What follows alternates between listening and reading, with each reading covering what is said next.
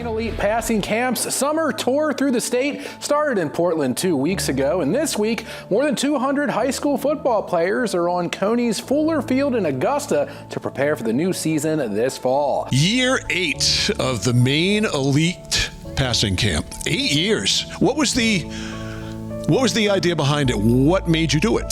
Yeah, Mike Hathaway, obviously of Levitt fame, came to me in the winter of 2017 at the Augusta Civic Center, actually at a basketball game. He said, we should try to run a football camp in the summer. And I wasn't really that close to Mike at the time. We knew each other, obviously, from 7-on-7, but we never played against each other, and we won't until this year, actually.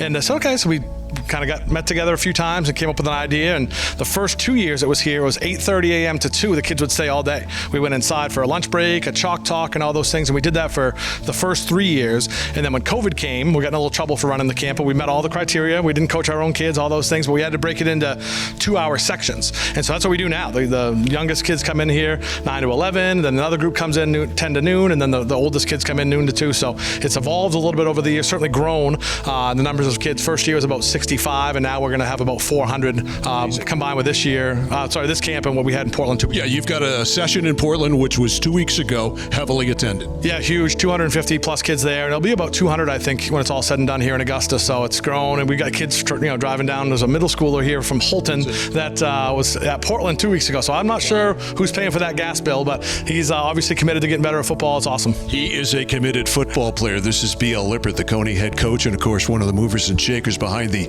Maine Elite Passing Camp. For the kids who come here, particularly the younger ones, what are they looking to do? What are you looking to help them do? Yeah, first of all, is to get out here in the middle of July and show some commitment and have some fun.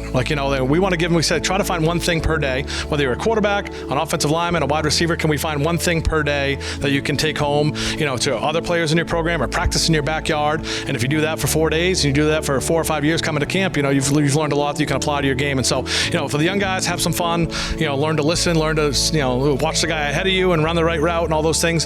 And the older guys, obviously, we're fine-tuning. They're pretty good players. We're just trying to fine-tune what they already have. Yeah, so the older guys who are the juniors and seniors coming into the season, juniors and seniors, have some skills, looking to refine those skills, become more precise? For sure, and honestly, we'll have 6, 8, 10 colleges visit us as well. So Husson will be here, Castleton and Norwich, and scouting. Yeah, scouting, just looking for people. We've had dozens of kids. Spencer LeBrecq, who was a defensive rookie of the year last year at UNE, they met him at our camp. He was a 6'2", 280-pound fullback, middle linebacker in the 8-man game at Yarmouth, and they saw him at camp and goes, he's a receiver, tight end. I go, well, they go, he might be a D, and he's a D tackle now at UNE. So there are literally dozens of kids that we're seeing here for the first time, and they go, can I get contact information for that left tackle from Bonnie Eagle? Yeah, and then they start recruiting them, and they end up playing there. You mentioned Mike Hathaway's name. I've seen Kevin Cooper here. I think I saw Isaac LeBlanc from Waterville here. I don't want to drop names, but I want you to. You got some great coaches. Yeah, for sure. Started off with just 4 of us, and now in the 2 camps combined, I think we're 18 or 20 coaches total. So in Portland, we've got Sean Green from Portland High School. Matt Friedman's here from Mount Blue.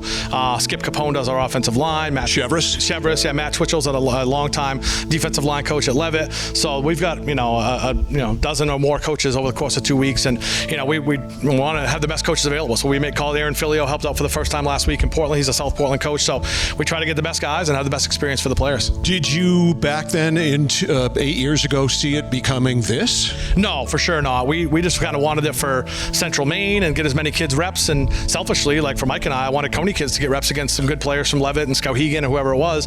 And then, we had a bunch of people reaching out from Southern Maine. I said, geez, Mike, should we try to run a Southern Maine camp? And that one actually grew, obviously the bigger population centers down there, and that grew rapidly. So there's 200, we had to turn kids away. We actually filled up last week, so we had to turn some kids away because we filled up. So I never imagined 400 plus, kids coming to camp, and it's pretty awesome.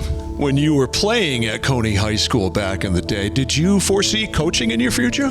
No, for sure not. No, I went to college. I was either going to go to law school or get into maybe insurance or something. Because we need another lawyer. Yeah, you can talk, that's for sure. I can talk and I can argue. So I might have gone the wrong career path here. So got sold insurance for a year for Ray Valley here locally, and started coaching with Tom Hines, and figured out, I kind of like this. And I was living in Portland, commuting back and forth for the first 5 or 6 years, and finally smartened up. I got married, moved up here to Central Maine. So it's a lot better commute. But yeah, now this will be my 20th fall at Cony coaching football. So it's flown by for sure, but it's been a lot of fun. fun. And lastly, Coach Lippert, when you do this, what do you get from it? What does it do for you? Oh, it's my 2 favorite weeks of the summer. I mean, you got 400 kids that love football. You know, when I'm coaching for Cony, there's a handful of kids that are doing it maybe because mom and dad want them to, or they're trying to get a girlfriend out of it. I don't know. These kids all love football. You wouldn't be here. You can get a girlfriend out of playing football? I never knew this. I certainly couldn't, but I know, these kids all want to be here. So, you don't travel 20, 30, 50, 100 miles unless you love it. So these kids all love it. The coaches all love it. So for me, it's just like